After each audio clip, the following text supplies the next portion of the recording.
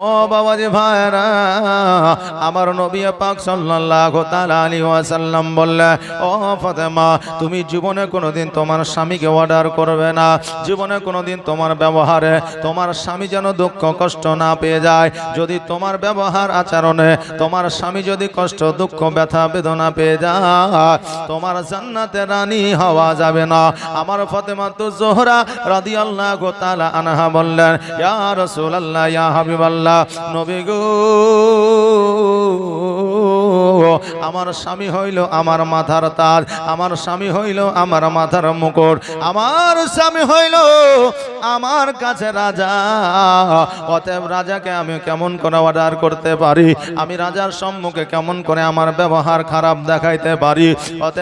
অতএব আব্বাজান, আজকে কেন কাল কিয়ামত পর্যন্ত আমি কথা দিলাম আমার প্রতি আমার স্বামী কোনোদিন নারাজ হবে না।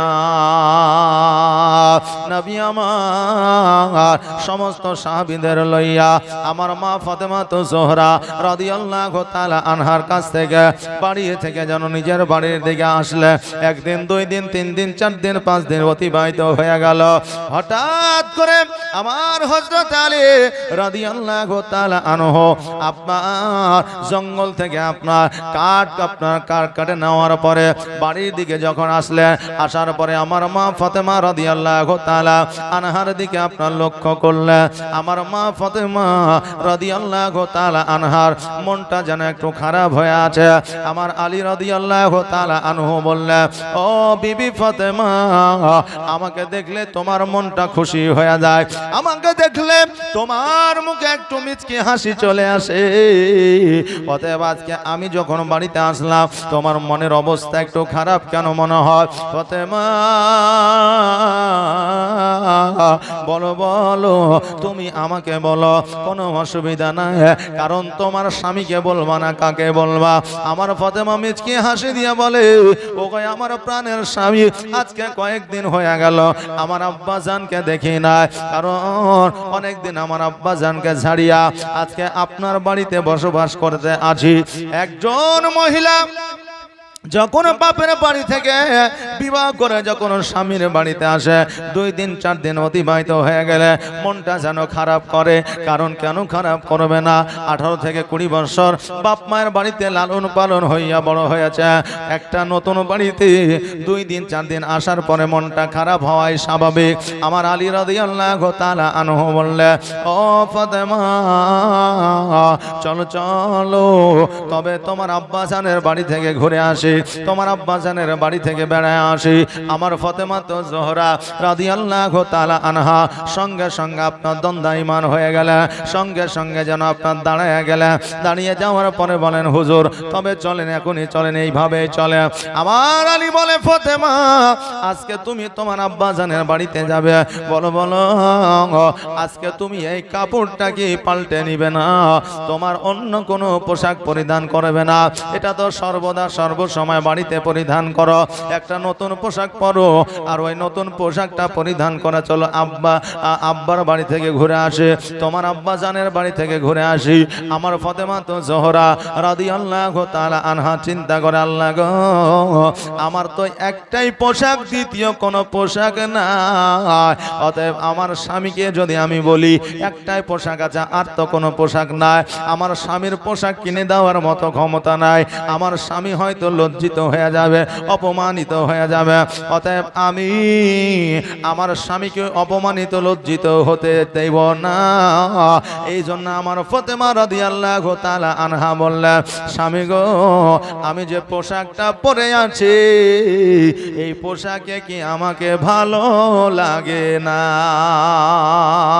আমার ফাতেমা চিন্তা করলেন, আজকে যদি আমার স্বামীকে বলি আমার তো একটাই পোশাক, দ্বিতীয় তো পোশাক নাই, তো কোন পোশাকটা পরবো? তা আমার স্বামীর তো দেওয়ার মতো ক্ষমতা নাই। আমার স্বামী তখন লজ্জিত হবে, অপমানিত হবে, আর আমার স্বামী যদি লজ্জিত অপমানিত হয় আমি সহ্য করতে পারবো না। এই জন্য আমার স্বামীকে ওই রকম করে বলবো না। আমার ফাতেমা বললেন, স্বামী গো, আমাকে কি এই পোশাকে ভালো লাগছে না? হযরত আলীকে বলছেন, আজকে আমাদের আপনার বিবি যদি হইতো, বলে হ্যাঁ গো তোমাকে এই পোশাকটাই তো ভালো লাগছে না, তুমি এক কাজ করো নতুন একটা পোশাক পরে দাও। আর যদি 10টা পোশাক আলমারিতে ভরা থাকে, তাও বলবে যে তুমি এমনই মিনসা যে তুমি আমাকে পোশাক কিনে দিয়েছো, যে নতুন পোশাক পরবো। বলবে কি বলবে না? তবে সব মায়ের আল্লাহ, অনেক মা আছে এই কথা বলবে। এই আমার মা বোনেরা, আমার ফাতেমাতুজ জোহরা রাদিয়াল্লাহু তাআলা আনহা, উনি একজন নারী ছিলেন, আপনিও একজন নারী। আমার ফাতেমার আখলাক চরিত্র ব্যবহার কেমন ছিল, আপনার ব্যবহার আখলাক চরিত্র কেমন, একটু মিলায় দেখেন। আমার ফাতেমা রাদিয়াল্লাহু তাআলা আনহার দিকে আপনি লক্ষ্য করবেন, আর লক্ষ্য করার পরে আমার ফাতেমা যে পথের প্রতীক হইয়া চলেছে, আমার ফাতেমার দিকে যদি তুমি, আমার ফাতেমাকে যদি তুমি অনুসরণ করে চলো, তোমার জীবন পরিবর্তন হয়ে যাবে। আর কাল কিয়ামতের দিনে আমার ফাতেমার সঙ্গে তুমি জান্নাতের মধ্যে যাবে। জোরে বলেন সুবহানাল্লাহ। আমার আলী রাদিয়াল্লাহু তাআলা আনহু যখন এই কথাটা শুনলেন, শোনার পরে চিন্তা করে, আল্লাহ গো, আমার বিবিকে যদি আমি বলি যে তোমাকে এই পোশাকটাই ভালো লাগছে না, নতুন একটা পোশাক পরো, তো আমার বিবি হয়তো দুঃখ পেয়ে যাবে, কষ্ট পেয়ে যাবে যে আমার স্বামী আমাকে বলছে ভালো লাগে না। অতএব আমি আমার বিবিকে কষ্ট দেব না, দুঃখ দিব না। এই জন্য আমার হযরতে আলী রাদিয়াল্লাহু তাআলা আনহু বলছে, বিবি রে, আজকে এই পোশাকে তোমাকে সুন্দর লাগাতো দূরের কথা, মনে হচ্ছে জান্নাতের রমণী দাঁড়ায়া আছে। জোরে বলেন সুবহানাল্লাহ। ও ফাতেমা, আজকে তোমাকে দেখতে সুন্দর তো দূরের কথা, আজকে মনে হচ্ছে তুমি জান্নাতের রমণী দাঁড়ায় আছো। আমার ফাতেমা যেন খুশি হয়ে গেল, আলী রাদিয়াল্লাহু তাআলা আনহু যেন খুশি হয়ে গেল। স্বামী আর স্ত্রী একে অপরকে কষ্ট দিল না, দুঃখ দিল না, ব্যথা বেদনা দিল না, একে অপরকে অপমানিত লজ্জিত করলো না। আর আজকে আমরা বর্তমানে স্বামী আর স্ত্রীর মধ্যে এমন লড়াই করি, এমন ঝগড়া করি, স্বামী বড় হতে চায়, স্ত্রী বড় হতে চায়। এই বড় হওয়া নিয়ে অনেক স্বামী আর স্ত্রীর মধ্যে বিভেদ ঘটে গিয়েছে, এমনকি তালাক পর্যন্ত হয়ে গেছে। শুধু নিজে মামলা জিতার কারণে স্বামী আর স্ত্রীর মধ্যে তালাক পর্যন্ত হয়ে গেছে। আমার ফাতেমা রাদিয়াল্লাহু তাআলা আনহা বললেন, ওগো স্বামী, তবে আর দেরি নয়, দেরি নয়, চলেন চলেন, আর দেরি করব না। আমার আব্বাজানের বাড়ি থেকে একটু ঘুরে আসে, আমার আব্বাজানের বাড়ি থেকে একটু বেড়ায় আসি। এবার হযরত আলী রাদিয়াল্লাহু তাআলা আনহু আমার মা ফাতেমা রাদিয়াল্লাহু তাআলা আনহাকে লইয়া যেন আপনার চলতে আরম্ভ করলেন। এবার আমার নবী পাক সাল্লাল্লাহু তাআলা আলাইহি ওয়াসাল্লামের বাড়ির কাছে যাইয়া এবার আমার আলী বলতেছে, বিবি রে, আজকে আমি নবীর বাড়িতে বেড়াতে আসলাম, ঘুরতে আসলাম, নবীর জন্য কিছু নিয়ে আসা হয় না, তবে আমি বাজারের দিকে যাই আর বাজার থেকে কিছু মিষ্টান্ন খাবার নিয়ে আসি, যেহেতু আমার নবীজির পছন্দনীয় খাবার হলো মিষ্টান্ন খাবার। আমার ফাতেমাতুজ জোহরা রাদিয়াল্লাহু তাআলা আনহা বললেন, ওগো আমার স্বামী, বাজারে যাইয়া আমার আব্বাজানের জন্য খেজুর নিয়ে আসবেন, কারণ আমার আব্বাজান খেজুর বেশি পছন্দ করেন। জোরে বলেন সুবহানাল্লাহ। আমার আলী রাদিয়াল্লাহু তাআলা আনহু বাজারের দিকে গেলে খেজুর কেনার জন্য। আমার আলী আমার ফাতেমাকে বলে গেলে, তুমি আব্বাজানের বাড়িতে চলে যাও, আমি ততক্ষণ বাজার থেকে মিষ্টান্ন খাবার নিয়ে আসি। আলী রাদিয়াল্লাহু তাআলা আনহু বাজারের দিকে পৌঁছে গেলে, এইদিকে আমার ফাতেমাতুজ জোহরা রাদিয়াল্লাহু তাআলা আনহা আমার নবীজির বাড়িতে দরওয়াজায় আওয়াজ দিলে, ওগো আমার আব্বাজান,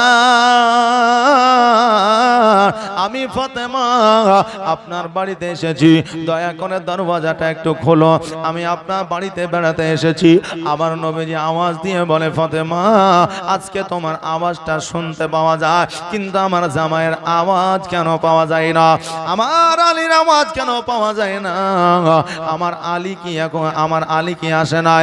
আমার ফাতেমা বললে, আব্বা গো, আপনার জামাইও এসেছে, কিন্তু বাজারের দিকে মিষ্টান্ন খাবার নেওয়ার জন্য গিয়ে গিয়েছে, আমাকে ততক্ষণাৎ আপনার বাড়িতে যাইতে বলেছে। আমার নবীজি বললে ফাতেমা ওরে আমার মা, আজকে আমার আলী যতক্ষণ পর্যন্ত তোমার সঙ্গে না আসবে ততক্ষণ পর্যন্ত আমি তোমার জন্য দরওয়াজা খুলব না। জোরে বলা যাবে না সুবহানাল্লাহ। আমার ফাতেমা রাদিয়াল্লাহু তাআলা আনহা ওই দরওয়াজার সম্মুখে দাঁড়ায় আছেন। এইদিকে আমার আলী খেজুর কিনে নিয়ে আসার পরে দরওয়াজার সম্মুখে যখন দাঁড়িয়েছে দেখছেন যেন ফাতেমা এখনো দাঁড়ায় আছে। আলী রাদিয়াল্লাহু তাআলা আনহু বললেন, ও ফাতেমা বলো বলো, আজকে তুমি বাড়ির মধ্যে না যাইয়া দরওয়াজার সম্মুখে দাঁড়ায় আছো কেন? আমার ফাতেমা বললেন, ও গো আমার স্বামী, আজকে আমার আব্বা বলে দিয়েছে আমার জামাই যতক্ষণ না আসবে ততক্ষণ পর্যন্ত বাড়িতে প্রবেশ করা যাবে না, এই জন্য দাঁড়ায় আছে। আমার মতো আপনার মতো যদি জামাই হইতো আমরা বলতাম যার নিজের মেয়েকে বাড়িতে প্রবেশ করতে দেয় না, আমি তো হলাম পরের সন্তান, তাহলে আমার জন্য কতটা সম্মান হবে। আমরা বিবিকে নিয়ে ঘুরে পালিয়ে আসতাম, বাড়ি না আসতাম না, চলে আসতাম। কিন্তু আমার আলী রাদিয়াল্লাহু তাআলা আনহু বলতেছে, বিবি রে, আমার শ্বশুর অর্থাৎ আমার নবীজি আমাকে কত ভালোবাসে যে আমাকে না নিয়া তোমার বাড়িতে এলাও নাই। তাহলে দেখো আমাকে কত ভালোবাসে। এই রকম ব্যবহার যদি আমাদের আপনার শ্বশুর যদি দেখাইতো তাহলে আমরা শ্বশুরের কাছে জোর করে খাট পালং সুকেশ আলনা মোটর বাইক 4 চাকা চাইতাম না। কথাকে বুঝতে পারলেন না? কিন্তু এখন আমাদের যখন শ্বশুর শাশুড়ি ফোন করে তখন বলে যে হ্যাঁ জামাই কোথায় গেছে, বলে কাজে চলে গেছে, বলে আর থাকতে হবে না, আমার বাড়ির 4 দিন বাড়িয়ে যা। আর যতদিন জামাই আছে ততদিন খোঁজ নাই, ঠিক আছে? জামাই তো এখন আছে, এখন আসতে হবে না, জামাই যখন চেন্নাই যাবে তখন আসিস নাকি বলে? হ্যাঁ, আমার মা বোনেরা, বাপের বাড়ি যাওয়া হলো স্বামীকে নিয়ে যাওয়া সুন্নাত। এইদিকে আমার ফাতেমা তো জোহরা রাদিয়াল্লাহু তাআলা আনহা নিজে বাড়িতে প্রবেশ করলেন না যতক্ষণ পর্যন্ত স্বামী না আসলো। এই শিক্ষা আমার নবীজি উম্মতিকে দিয়েছে। আজকে যদি আমার নবীর শিক্ষায় শিক্ষিত হইয়া যদি আমরা চলাফেরা করতে পারতাম, আজকে পণ থাকতো না, ঘুষ থাকতো না, সুদ থাকতো না, হারাম থাকতো না। ও বাবাজি ভাইরা, আমার আলী রাদিয়াল্লাহু তাআলা আনহু খেজুরটাকে নিয়ে গিয়ে আমার নবীজির হাতে উঠে দিলা। আমার নবীজিকে বললেন, হুজুর গো, আপনি খেজুর খাইতে বেশি পছন্দ করে, খেজুরটা আপনি খান, আমি খুশি হইব। আমার নবীজি বললেন, ও আলী শোনো রে, আমি অতক্ষণ পর্যন্ত খেজুর খাইব না যতক্ষণ পর্যন্ত তোমাদের খবর না নিব। আলী মনে মনে চিন্তা করে, আল্লাহ গো, আজকে নবী আমার কি এমন খবর নিবে? ফাতেমা চিন্তা করে, আল্লাহ আমার নবী আমাদের আবার কি খবর নিবে? এখন যদি বাপ দাঁড়ায় বলে, এই দাঁড়া, তোর ব্যবস্থা করব, তোর খবর আছে, আমাদের মনে চিন্তা আসবে না? আসবে না যে কখন আব্বা বিড়ি খেতে দেখলে রে, এবার তো মাছ চলবে, কখন আব্বা তাস খেলতে দেখলে রে, মানে মনের মধ্যে একটা মানে কেমন একটা ধিড়কানি থেকেই যাবে নাকি বলে? গুরুজন, মাস্টার বা হয়তো অভিভাবক যখন এই কথা বলে তখন মনের মধ্যে একটা ধিড়কানি থাকে। তা আমার নবীজি বললেন, অতক্ষণ পর্যন্ত খেজুরটা খাইব না যতক্ষণ পর্যন্ত তোমাদের খবর না নিব। আমার ফাতেমা চিন্তা করে, আল্লাহ গো, কি এমন খবর নেবে? আলী রাদিয়াল্লাহু তাআলা আনহু চিন্তা করে, আল্লাহ গো, কি এমন খবর নেবে? আমার নবীজি আলীকে ডাকলেন, আলী তুমি পার্সোনাল আসো, একটু ব্যক্তিগত আসো। আলীকে ডাকলেন, বলে, আলী রে, আমার কন্যার সঙ্গে তোমার কয়েকদিন বিবাহ হয়ে গেল, বলো বলো আমার কন্যার ব্যবহার আখলাক চরিত্রে তুমি খুশি না অখুশি? আমার কন্যার দ্বারা তুমি কি কোন রকমের আঘাত পেয়েছো, দুঃখ ব্যথা বেদনা পেয়েছো? তুমি কি খুশি আছো না বেজার আছো? আলী রাদিয়াল্লাহু তাআলা আনহু বলে, ইয়া রাসূলুল্লাহ, ইয়া হাবিবাল্লাহ, নবী গো, আমি ফাতেমা রাদিয়াল্লাহু তাআলা আনহাকে যেই দিন থেকে বিবাহ করেছি।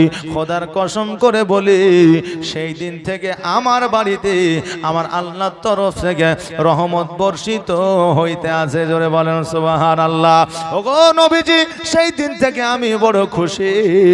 আমার নবীজি বললেন, আলী ঠিক আছে তুমি যাও। এবার আমার ফাতেমাকে ডাকলেন। ফাতেমাকে ডাকার পরে বলে, মারে আজকে আলীর সঙ্গে তোমার বিবাহ দিয়েছি। বলো বলো, আলীর দ্বারা তুমি কি কোনো কষ্ট পেয়েছ? আলীর দ্বারা তুমি কি কোনো ব্যথা বেদনা পেয়েছ? আলীর দ্বারা তুমি কি কোনো রকম তার ব্যবহার চরিত্র খারাপ দেখেছ? আমার ফাতেমা বলতেছে, ইয়া রাসূলুল্লাহ, ইয়া হাবিবাল্লাহ, নবী গো, খোদার কসম করে বলি, আলীর সঙ্গে যেই দিন থেকে আমার বিবাহ হয়েছে, সেই দিন থেকে ওই ঘরটা আমার মনে হইতেছে যেন জান্নাতের বাগিচা। জোরে বলেন সুবহানাল্লাহ। নবী গো, আমি সেই দিন থেকে এত খুশি, আমার মধ্যে বেজার হওয়ার কোন রকমের চিন্তা ভাবনা নাই। আমার নবীজি পড়লেন আলহামদুলিল্লাহ।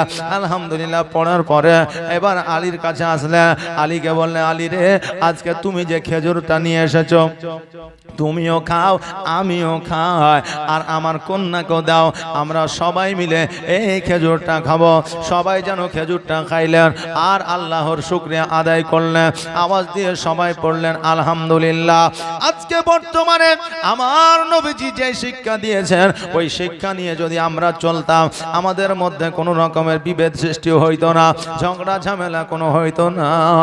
আজকে বাবাজি ভাইরা, যদি দেখবেন জামাই যদি বাড়িতে আসে, শ্বশুর যদিও বসে থাকে, ওই শ্বশুর সঙ্গে সঙ্গে হয় হাটে যাবে, নইলে বাজারে যাবে, নইলে চায়ের দোকানে যাবে।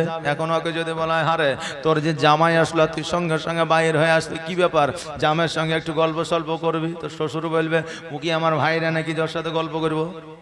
হ্যাঁ, জামাইয়ের সাথে আবার কি গল্প করবো রে? কিন্তু জামাইয়ের সঙ্গে গল্প করা আমার নবীর সুন্নাত। কথা কি বুঝলেন না? জামাইয়ের সঙ্গে গল্প করা হলো আমার নবীর সুন্নাত। কিন্তু জামাইয়ের সঙ্গে গল্প করে না, বউয়ের ছোট বোনকে ডেকে বলে, রে রহিমা, তোর এত বহু এসেছে, যা পাশেখানে একটু গল্প করে। জি, আচ্ছা, শরীয়তে এটা হালাল না হারাম? হারাম। অতএব হারামের জায়গায় আমরা ঠিক আছি, কিন্তু হালালের জায়গায় আমরা ঠিক নাই।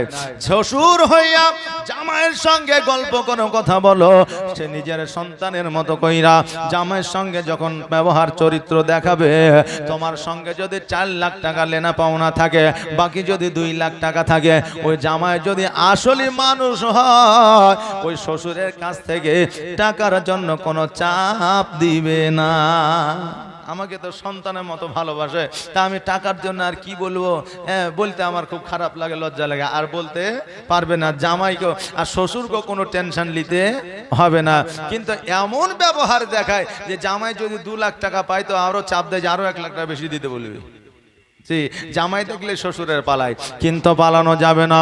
এটা হলো আমার নবীর সুন্নাত, এটা হলো আমার নবীর শিক্ষা। ও বাবাজি ভাইরা, আমার ফাতেমাতু জোহরা রাদিয়াল্লাহু তাআলা আনহা, উনি যেন আপনার কোন রাবি বর্ণনা করেছেন 3 দিন ছিল, কোন রাবি বর্ণনা করেছেন 5 দিন ছিল। বাপের বাড়িতে যাওয়া সুন্নাত, কিন্তু যাইয়া 1 মাস ধরে থাকবো, এটা কিন্তু সুন্নাত নয়। কথায় আছে 5 দিনের বেশি 7 দিনের বেশি হইলে তোমার বাড়িতে যে খোরাকটা খরচ হয়, ওই খোরাকটা পর্যন্ত বাপের বাড়িতে দিতে হইবে। ও বাবাজি ভাইরা, আমার ফাতেমাতু জোহরা রাদিয়াল্লাহু তাআলা আনহা নিজের স্বামীকে নিয়ে বাড়িতে আসলেন। বাড়িতে আসার পরে নিজের সংসার আপনার চালু করলেন, আরম্ভ করলেন, সংসারের জীবন যাপন করলেন। হযরতে ইমাম হাসান রাদিয়াল্লাহু তাআলা আনহু যখন আমার ফাতেমাতু জোহরা রাদিয়াল্লাহু তাআলা আনহা যখন আপনার গর্ভে আসলেন, আমার ফাতেমা রাদিয়াল্লাহু তাআলা আনহা উনি জানতে পারলেন, বুঝতে পারলেন, হযরতে আলী রাদিয়াল্লাহু তাআলা আনহু উনিও জানতে পারলেন, বুঝতে পারলেন। 1 দিন 2 দিন 3 দিন 4 দিন 5 দিন 7 দিন যখন এইভাবে দিনগুলো অতিবাহিত হতে লাগলো, আমার হযরত আলী রাদিয়াল্লাহু তাআলা আনহু কাজে যাওয়া কিন্তু কমায়া দিলেন। আমার ফাতেমাকে বেশি সময় দিতে আরম্ভ করলেন। কারণ হইল, নিজের সন্তান, মায়েদের সন্তান যখন গর্ভে থাকে, মায়েরা ঠিক মতো খেতে পারে না, মায়েরা ঠিক মতো চলাফেরা করতে পারে না, মায়েরা ঠিক মতো কাজকর্ম করতে পারে না, মায়েদের ঠিক মতো মতো ঘুম হয় না, মায়েরা ঠিক মতো শরীরটাকে মানিয়ে নিতে পারে না। এই জন্য স্বামীকে সর্বদা সর্বসময় বিবিদের পাশাপাশি থাকা আপনার সুন্নাত। কারণ হইল একজন বিবি সব চাইতে বিশ্বাস করে, সব চাইতে আপন মনে করে, একজন বিবি সব চাইতে কাছের মনে করে যে হলো তার নিজের স্বামী। বাবাজি ভাইরা, এই জন্য স্বামীদের বিবিদের পাশাপাশি থাকা আপনার জরুরি। কিন্তু আমরা বর্তমানে যখন বিবিরা গর্ভধারিণী হয় তখন আমরা 1 বছর 2 বছরের জন্য বিদেশে চলে যাই, কিন্তু সেই সময়ে বিবির পাশে পাশে থাকাটা আপনার প্রয়োজন, দরকার, জরুরি। বাবাজি ভাইরা, আমার হযরত আলী রাদিয়াল্লাহু তাআলা আনহু এইভাবে যেন আপনার 7 মাস 8 মাস পর্যন্ত আমার ফাতেমা রাদিয়াল্লাহু তাআলা আনহাকে যেন আপনার সময় দিলেন। এবার আমার ফাতেমা রাদিয়াল্লাহু তাআলা আনহা উনি যেন বাপের বাড়িতে আসলেন। বাপের বাড়িতে যখন আসলেন আমার হযরতে আলী রাদিয়াল্লাহু তাআলা আনহু বাপের বাড়িতে সময় দিতেন। বাবাজি, আজকে আমাদের মধ্যে একটা প্রথা আছে যে প্রথম সন্তান হইলে মায়ের বাড়িতে সন্তান প্রসব করবে। এই প্রথাটা আছে কি নাই? আছে। আপনারা বলবেন হুজুর এটা কি শরীয়তের মধ্যে আছে? হ্যাঁ আছে। কারণ হইল আমার ফাতেমা জোহরা রাদিয়াল্লাহু তাআলা আনহা উনি যখন প্রথম সন্তান জন্ম দেন তখন আমার নবীজের বাড়িতে ছিলেন। আমার নবীজের বাড়িতে থাকিয়া উনি ইমাম হাসান রাদিয়াল্লাহু তাআলা আনহুকে জন্ম দিয়েছিলেন। তবে বাবাজি ভাইরা, যত দেখাশোনা করা আমার আলী রাদিয়াল্লাহু তাআলা আনহু করেছিলেন। বাবাজি ভাইরা, আমার মায়েরা, প্রথম সন্তান বাড়িতে মায়ের বাড়িতে হবে এটা আমরা জানি, কিন্তু বাবাজি খরচা যতটা হবে নিজের স্বামীকে বহন করতে হবে এটা কিন্তু জানি না। কথা বুঝলেন না? প্রথম সন্তান মায়ের বাড়িতে হবে, আমার বাড়িতে কেন থাকবে? বলে কি বলে না, আমার বাড়িতে থাকতে পাবে না, মায়ের বাড়িতে পাঠা। কিন্তু 30,000 35,000 50,000 যা খরচা হবে বলো আর বাপ মাই দিবে। কিন্তু বাপ মায়ের দেওয়াটা সুন্নাত নয়, নিজের স্বামীর দেওয়া হলো সুন্নাত। বাবাজি ভাইরা, যদি আপনার অভাব অনটন থাকে, যদি আপনার কাছে টাকা পয়সা না থাকে, আপনার শ্বশুরকে আপনাকে পরিশোধ করতে হবে, নইলে আপনাকে বলতে হবে আমার কাছে নাই আপনি দিয়েন, নইলে অর্ধেকটাও দিতে হবে। একবারে ফ্রি ফ্রি যদি নেন এর জন্য কিয়ামতের দিন আপনাকে জবাব দিতে হবে। আমার আলী রাদিয়াল্লাহু তাআলা আনহু সর্বদা আমার ফাতেমা জোহরা রাদিয়াল্লাহু তাআলা আনহাকে আপনার দেখাশোনা করতেন। আমার হযরতে ইমাম হাসান রাদিয়াল্লাহু তাআলা আনহু যখন জগতের মধ্যে আসলেন, জগতের মধ্যে আসার পরে আমার ফাতেমা জোহরা রাদিয়াল্লাহু তাআলা আনহা কিছুক্ষণ পরে আপনার 2 রাকাত নফল নামাজ আদায় করলেন। জোরে বলেন সুবহানাল্লাহ। আমাদের মধ্যে প্রশ্ন জাগতে পারে, হুজুর গো, একজন মহিলা যখন সন্তানের জন্ম দেয় 40 পর্যন্ত নাপাকি অবস্থায় থাকে, কোন নারী 35 দিন পর্যন্ত নাপাকি অবস্থায় থাকে, আপনার মিনিমাম সময় হলো 40 দিন। এই 40 দিন যদি পার হয়ে যায় তবুও যদি নাপাকি অবস্থায় থাকে ওই কন্যাকে ডাক্তার দেখাতে হবে, কারণ এটা কোনো সিস্টেম নয়, এটা হলো রোগ। আমার ফাতেমা জোহরা রাদিয়াল্লাহু তাআলা আনহা উনিও একজন নারী ছিলেন। সন্তান জন্ম দেওয়ার পরে 40 দিন নাপাক অবস্থায় থাকবে, কিন্তু কিছুক্ষণ পরে উনি 2 রাকাত নফল নামাজ আদায় করলেন। এটা কেমন করে সম্ভব হয়? এই প্রশ্ন আমাদের মধ্যে জাগতে পারে। একটু ক্লিয়ার করে দিই, আমার ফাতেমা রাদিয়াল্লাহু তাআলা আনহার জীবনে কোনোদিন নামাজ কাজা নাই, এই ইতিহাস আমাদের সকলের জানা। আমি বলবো, আপনিও বলবেন যে আমার ফাতেমা রাদিয়াল্লাহু তাআলা আনহা উনি একজন মহিলা ছিলেন। আমার মায়েরা প্রতি মাসে কেউ 5 দিন, কেউ 7 দিন, কেউ 3 দিন পর্যন্ত নাপাক থাকে। তাদের জন্য নামাজ নাই, তাদের জন্য রোজা নাই, তাদের জন্য কোরআন তেলাওয়াত নাই। ওই 7 দিন পর্যন্ত এগুলো করতে পারবে না, এগুলো থেকে তাদের বিরত থাকতে হবে। ফাতেমাও তো নারী ছিলেন, কিন্তু ওনার জীবনে নামাজ কেন কাজা না? আমার দয়ার নবী মায়ার নবী সাল্লাল্লাহু তাআলা আলাইহি ওয়াসাল্লাম বলেছে, হে আমার উম্মত উম্মতিরা, আমার ফাতেমা তো জোহরা রাদিয়াল্লাহু তাআলা আনহা যখন নাপাকি হতে কয়েক সেকেন্ডের জন্য হতেন, 5 দিন 7 দিন 2 ঘন্টা 4 ঘন্টার মতো নাপাক হতেন না। জোরে বলেন সুবহানাল্লাহ। এই জন্য আমার ফাতেমা তো জোহরা রাদিয়াল্লাহু তাআলা আনহার ওনার জীবনে কোনোদিন নামাজ কাজা নাই। এই জন্য ওনার কোনোদিন নামাজ কাজা নাই। আমার ফাতেমা তো জোহরা রাদিয়াল্লাহু তাআলা আনহা নামাজ আদায় করার পরে আমার দয়ার নবী মায়ার নবী সাল্লাল্লাহু তাআলা আলাইহি ওয়াসাল্লামকে ডাকলেন। ডাকার পরে বলে, আব্বা গো, আজকে আমার সন্তানের কি নাম রাখা যায়? আমার দয়ার নবী বললেন, ও ফাতেমা, তোমার সন্তানের নাম আমি নবী কেন রাখবো? তোমরা স্বামী স্ত্রীতে রাখো। আমার ফাতেমা বললেন, হুজুর গো, আমার সন্তানের নাম আপনাকে রাখতে হবে, আমি আমার সন্তানের নাম রাখবো না। আমার নবীজি বললেন, ও ফাতেমা, আলী কি কিছু বলেছে? বলে না, আলী তো হয়তো কোনো নাম পছন্দ করে রাখতে পারে, আলীকে জিজ্ঞাসা করো, ও নাম রাখবি, আমি কেন নাম রাখতে যাব? আলী রাদিয়াল্লাহু তাআলা আনহুকে বাবা ডাকা হলো। আলী রাদিয়াল্লাহু তাআলা আনহুকে জিজ্ঞাসা করে, ও আলী, তোমার সন্তানের নাম কি রাখবে বলো? আলী রাদিয়াল্লাহু তাআলা আনহু বললেন, ইয়া রাসূলুল্লাহ, ইয়া হাবিবাল্লাহ, নবী গো, আমার সন্তানের নাম আমি নয়, আপনি রাখবেন আমার সন্তানের নাম। জোরে বলেন সুবহানাল্লাহ। আর বর্তমানে আমাদের নাম রাখা নিয়ে ঝামেলা হয়। জি, দাদু দাদি বলছে আমি নাম রাখবো, আরে আমার পোতা আমি রাখবো, নানা নানি বলছে আমি রাখবো। এই নিয়ে দুজনের মধ্যে দ্বন্দ্ব শুরু হয়ে গেল। হয় কি হয় না? দুইজনের মধ্যে দ্বন্দ্ব শুরু হয়ে গেল। এখনকার জামানায় ছেলে ও মেয়ে এত আপডেট, বিয়ের আগে ছেলের নাম আপনার লিস্টে ঠিক করে রেখেছে, বিয়ে হয়নি, বিয়ের আগে নামটা ঠিক করে রেখেছে।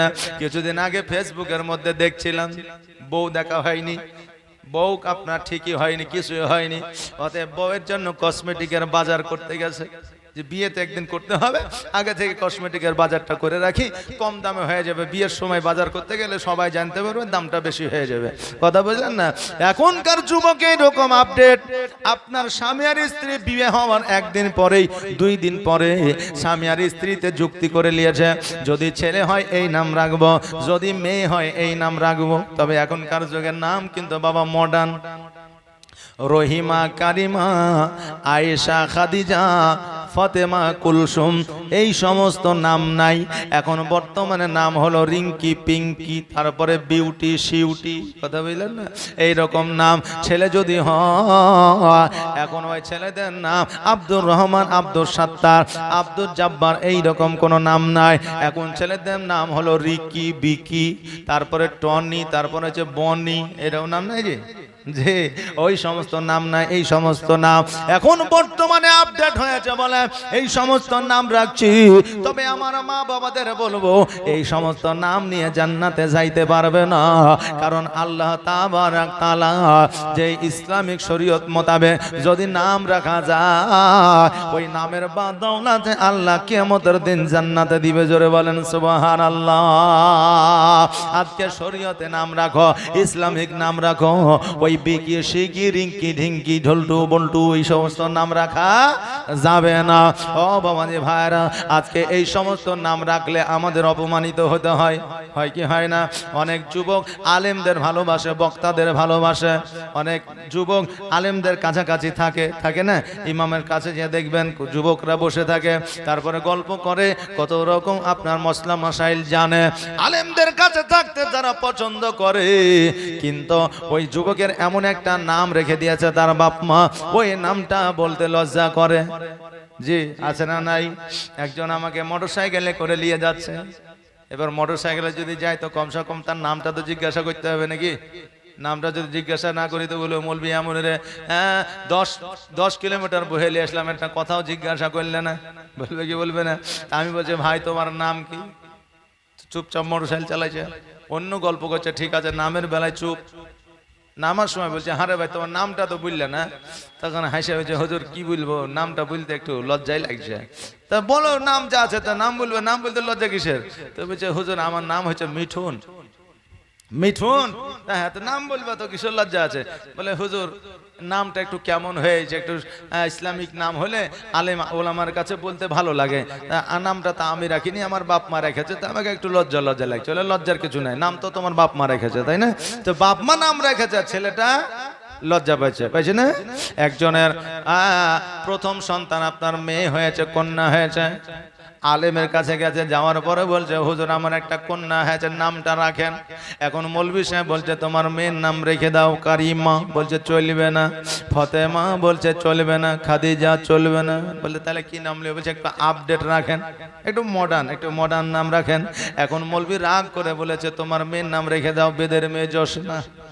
জি, 80 বছর আগে ওই মৌলভী বেদের মেয়ে জোসনা দেখেছে, তো বলছে তাহলে তোমার মেয়ের নাম রেখে দাও জোসনা। তো বলছে ভালো নাম। জোসনা নামটা তো খারাপ নয়, জোসনা মানে আলো, জোসনা মানে জ্যোতি, জোসনা মানে আপনার নূর।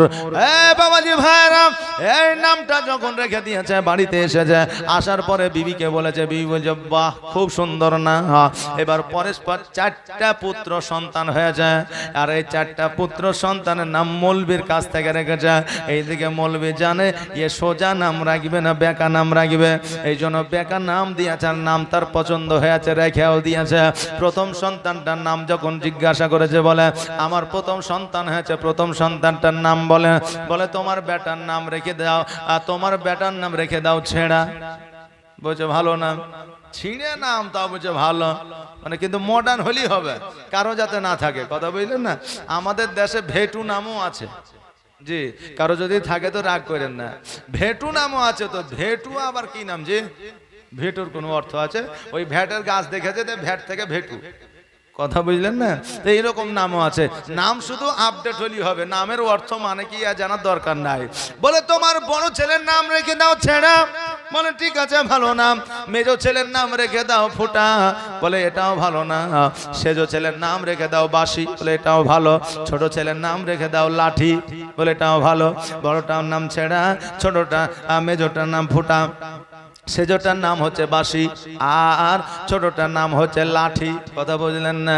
এবার আপনাদের দেশে আমাদের দেশে মেয়ে যদি বড় হয় বিয়ে দিতে হয় না, হয় না? বিয়ে দিতে হয়। দেশ বিদেশের মানুষ দেখতে আসে। ওই জোসনা কিন্তু বড় হয়েছে। এবার বড় হওয়ার পরে শেখপাড়ার মানুষ এই জায়গায় দেখতে এসেছে।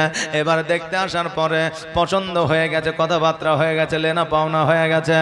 এবার বলল পানসিনির দিন আসবেন, মোহরানা আর লেনা পাওনা করে নেব। পানসিনির দিন এসেছে, আসার পরে কথাবার্তা হয়ে গেল। এখন পানসিনির দিন খাবার দাবার বেশ ভালোই হয় না, হয় না? পানসিনি বুঝেন তো?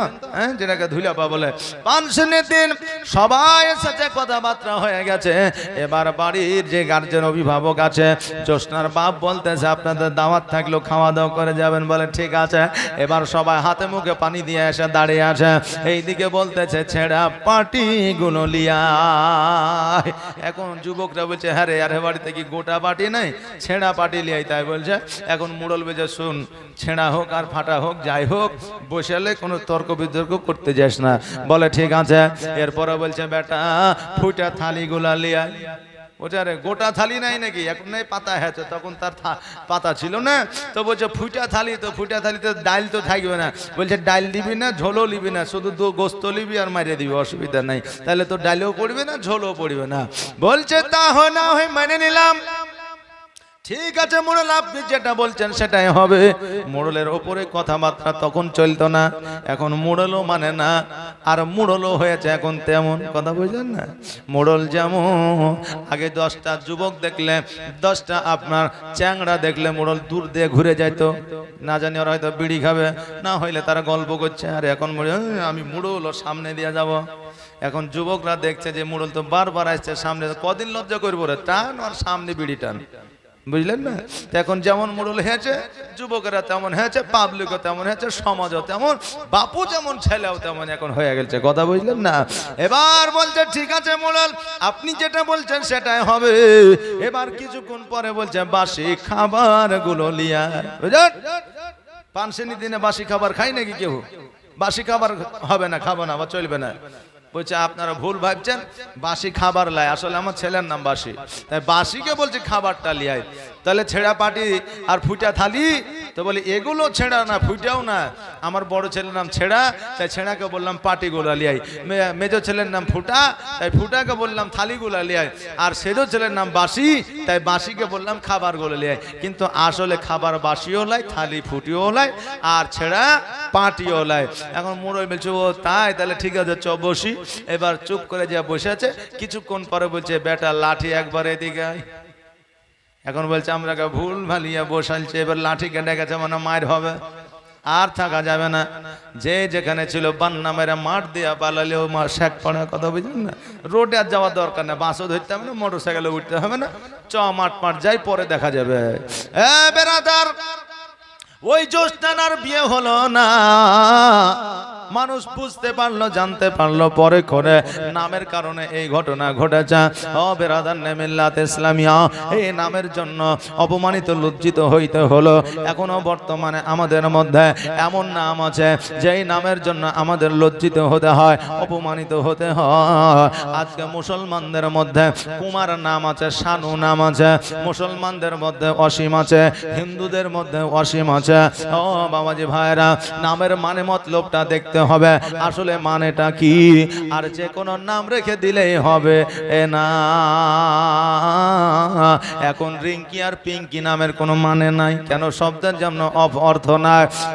বাবাজি ভাইরা, আমার আলী রাদিয়াল্লাহু তাআলা আনহু আমার নবীজিকে বললেন, হুজুর গো, আমার সন্তানের নাম আপনি রেখে দেন, আমি কেন নামটা রাখতে যাব?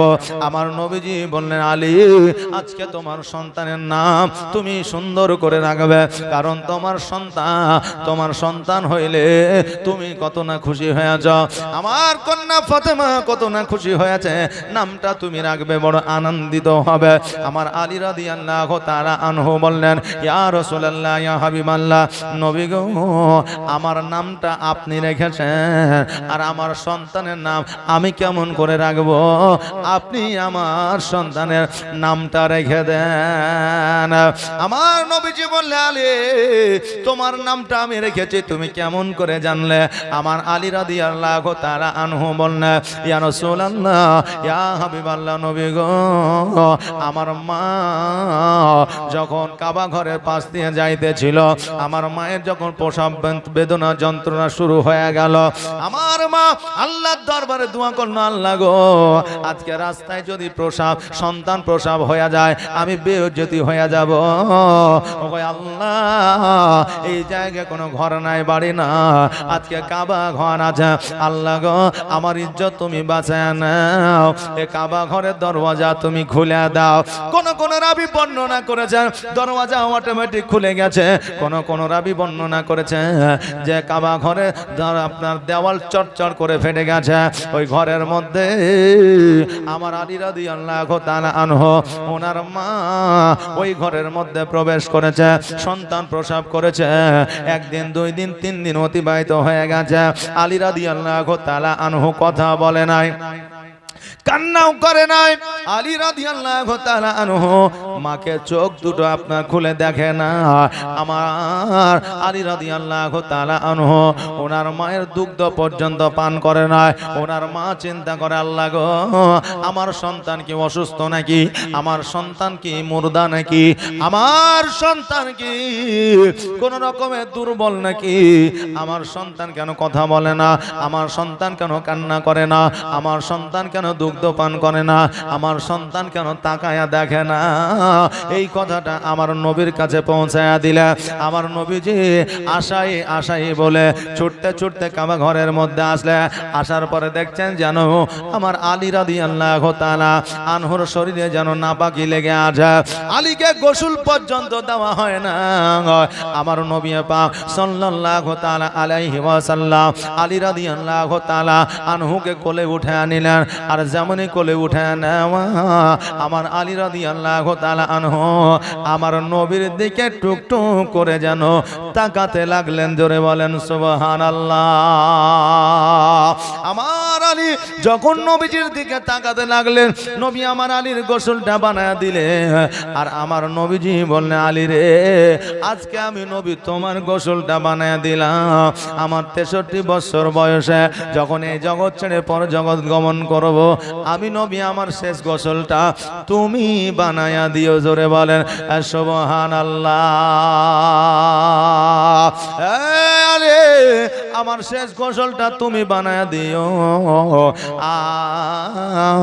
আজকে তোমার নামখানা আমি নবী আলী রেখে দিলাম। আলী রাদিয়াল্লাহু তাআলা আনহুকে আমার নবীজি নিয়ে আসিয়া যখন ফাতেমা বিনতে আসাদের কোলে উঠে দিল, আমার ফাতেমা বিনতে আসাদ যখন আপনার নিজের স্তনে লাগায়া নিলেন, সঙ্গে সঙ্গে আমার আলী দুগ্ধ পান করতে লাগলেন। জোরে বলেন সুবহানাল্লাহ। আমার নবীর ছোঁয়া যে পেয়েছে তার জীবনটা ধন্য হয়ে গেছে। আমার নবীর ছোঁয়া তো দূরের কথা, আমার নবীর দরুদ যে পড়েছে, একদিন না একদিন কিয়ামতের দিন তার নসিবে জান্নাত জুটে যাবে। এই জন্য আমার আল্লাহ তাআলা বলেছে, আমি এই নবীর নিজে দরুদ পড়ি, বান্দারে তোমরা দরুদ পড়ো। বান্দা যখন আমার নবীর শানে দরুদ পড়ে, আমি আল্লাহ ওই বান্দার জীবনের গুনাহ খাতাগুলো মাফ করে দিই। ওই বান্দার জীবনের গুনাহ খাতাগুলো মাফ করে দিই আমার নবীর দরুদ যদি পড়ে। আমার নবীর দরুদের পাওয়ার কত, আমার নবীজির দরুদের গুরুত্ব কত। আজকে বর্তমানে কেউ বলছে নবীর দরুদ পড়া যাবে না, কিন্তু নবীর দরুদ ছাড়া কাল কিয়ামতের দিন কেউ পার হবে না। কিয়ামতের দিন আমার নবীর দরুদ ছাড়া কেউ পার হবে না। ওকে আমার নবীর প্রেমে পাগল হইলে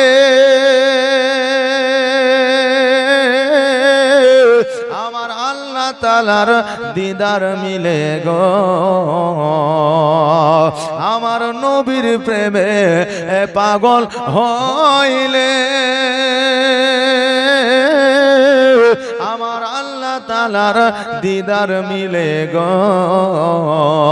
থাকো যদি যদ বাহালে, থাকো যদি আযদ বাহালে, হইয়া প্রেম উদাসী নবীর দরুদ পড়ো দিবানিশি।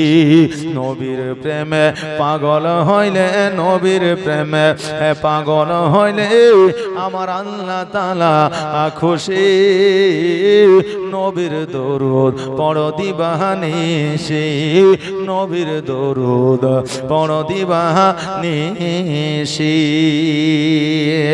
আমার নবীজির ছোঁয়া লাগিয়া আমার আলী রাদিয়াল্লাহু তাআলা আনহু উনি যেন চক্ষু খুললেন, মায়ের দুগ্ধ পান করিলেন। আমার নবীজি বললেন, আলী রে, আজকে 3 দিন পর্যন্ত মায়ের দুগ্ধ পান করো না, তোমার মাকে তাকায়া পর্যন্ত দেখো না, কান্না পর্যন্ত করো না। কারণটা কি? আলী রাদিয়াল্লাহু তাআলা আনহু বলেছিলেন, ইয়া রাসূলুল্লাহ, ইয়া হাবিবাল্লাহ, নবী গো, আমি মায়ের গর্ভ থেকে নিয়াত করেছিলাম যে আমি দুনিয়ায় যাওয়ার পরে আমার নবীকে না দেখিয়া আমি দুনিয়ার আলো দেখব না।